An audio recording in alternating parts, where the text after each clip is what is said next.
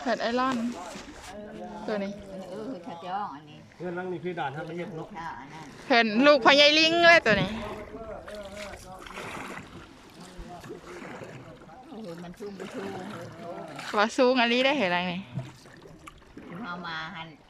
คัดกับคัดพอดีจังเลยไปสู่เหินเราอีกนะโอ้ยบ่เป็นได้นี่โอ้ยบ่เป็นแล้วบัดนี้เจ้าเข้าร้ายเจ้ากระควักมาข้างนี้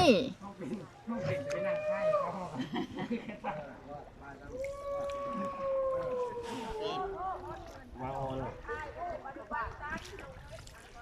นี่เฮือนเราท่านอยู่เถอะเนาะคนบ่ท่านอยู่ครับยังแห้งยังแห้งเมื่อวานถ้าไม่ได้จุ๊บเพื่อนไอ้จอเบิ่งแนะนำควาดมาทั้งพี่แบบนี้คัดก็ได้คัดเอาคัดแง่วาดแม่พาเราโตนตึ้มเลยเด้อนี่เฮือนเราเรื่องแม่นเนาะผู้เจ้าก็ลงที่นะลงคนนึงลงไม่ได้ลงเลยได้กันยังจี้วาดน้ำมันแห้งได้แห้งแต่มันไม่ไหลเลยแล้ว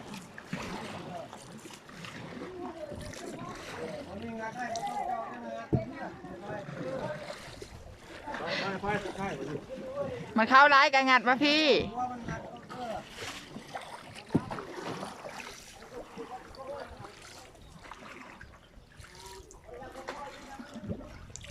ดอกได้ชุดจะทำผมมาหมดไอ้บอลถึกใช่เหรอเสียก็โมไฟวันมานี่ในเรื่อง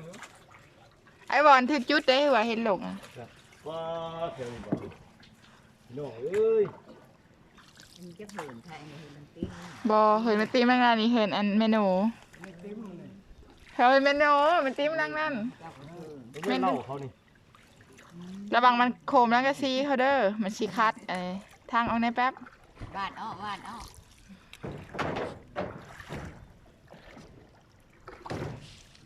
ได้ลังได้เชียวกูขนาดยังในกูได้จับระวังเด้อวางนี่เด้อน้ำไรแห้งทางแม่มันชีไปซ่อนนี่เหรอเอาเห็นไรเหงของไรเหงค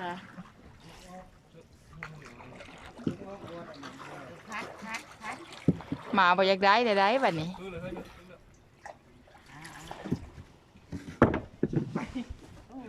จ้องเอาน้ำได้เหรอน้ำจ้องน้ำเบิ้งเด้อจ้องออกคนแรกแป๊บโอ้ยเขาตัดแล้วมันก็สดไม่ได้แล้วปันนี่คันบอตัดเขาก็อันตัดเดี๋ยวเขาว่าพูดเขาตัดเพื่อนมีแพงอยู่นะไม่ใช่ซึบ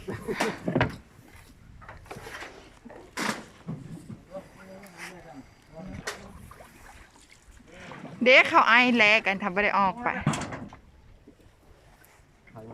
เด็กน่ะเหินทางแคมป์สีเด็กเขาเจ้ายังลอยเอา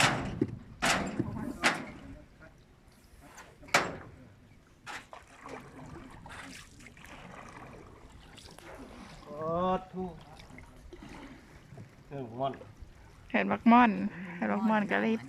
ลงเลยเฮ้ยจานเขาจนอันนั้นเนาะเมื่อวานยังเห็นจ่าขึ้นหน่อยนึงขึ้นอันนี้หืนเขาก็คือคงเย็นไงไม่ใช่หืนนี่บอกเขาเห็นที่ได้ลอยหรือคำยอดลูกไม้เขาสิไปชาหืนสิข้าวทางได้จูหาวนะข้าวทางเบิร์กกลำใหญ่พุทธิเนาะข้าวทางเบิร์กกลำใหญ่ตะพุ่นเด้อพญายลิงเพราะว่าเครื่องยังอยู่แจ่พุ่นกระยาเขาชิลอยเอาดอกเขาชิลอยมาซาดน้ำหืนแล้วเขาก็ไปเอาออกในบางทางขึ้นโทคันไดอันถึงอะไรมันดำโบกมันสิทับลังน้ำมันแห้งตัดชื่ออันพันนั่นนะเนื้อไม้สิมาพูดชื่อเงี้ยๆพูนไปข้าวทางพูนข้าวทางอันกกลำใหญ่เบื้องพูนเขาจังไปตามข้าเหินน้ำมันแห้งเนาะเอานี่ก็ได้นะนี่ก็เนี่ยทางไหนนี่พี่นี่ห้าวลุงมานี่ข้าวลุงปล่อยนี่ซะเลยไปข้าวทางนั้นไปข้าวทางประตูใหญ่ไปข้าวทางประตูใหญ่นี่หักปล่อยน้ำนะตีแห้งไหนเขาชี้ขึ้นไปนี่นะนี่ก็แห้งเนาะนี่